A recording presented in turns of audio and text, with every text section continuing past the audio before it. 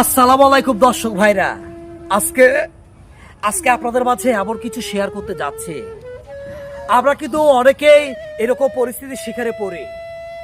আপনার কোটি কোটি টাকা আছে, আপনাকে যে বাপ মা 10 মাস 10 দিন গর্ভে ধারণ করে লালন করলো, ওই যে একজন মা, আমার আব্বা চান ইনি ইনি এই জায়গায় থাকেন, এনারে আপনারা দেখে রাখেন। এরকম মাই কিন্তু আপনারা জন্ম দিছে। আপনি কোটি কোটি টাকা পাইছেন, নারী পাইছেন, গাড়ি পাইছেন, এবারে ভুলে গেছেন। এই যে এক পাশে আমার বাবা, আপনারা দেখেন আমার বাপে কি করতেছে।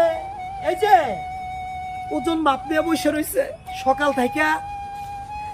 থেকে কোনো সাইড করতে পারে নাই। 10টা টাকা কারো কাছে হাত পাতে না, সারাদিন না খেয়া বসে রয়েছে। এইটার মধ্যে কখন একটা পাবলিক উঠবো, কখন 10টা টাকা পাইবো। আর আপনি কি করতেছেন? এই বাপে আপনারা জন্ম দিছে, এই বাপে আপনারা মানুষ করছে, এই বাপে নিজে না খায়া আপনারা মানুষ করছে। আর আপনি কি করছেন? আপনি এই বাপরে রাস্তায় দিয়া, ওই যে সুন্দরী মাইয়া দিয়া আপনি সুখে সংসার করতেছেন কোন জায়গায়?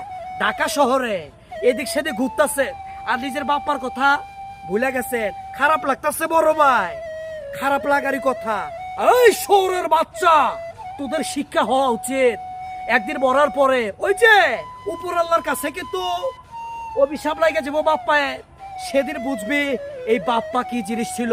আরে এই মায়ের পায়ের নিচেই সন্তানের বেহেস। এই বাপ্পারে যদি তুই ঠিক রাখোস, এই বাপ্পা যদি তোর ঠিক থাকে, দুনিয়ার একালেও সাথে, পরকালেও সাথে। আসসালামু আলাইকুম। আমার কথা যদি ভুল হয়, আমার কথা যদি আপনাদের খারাপ লাগে, আমার ক্ষমা করবেন। সবাই ভালো থাকবেন।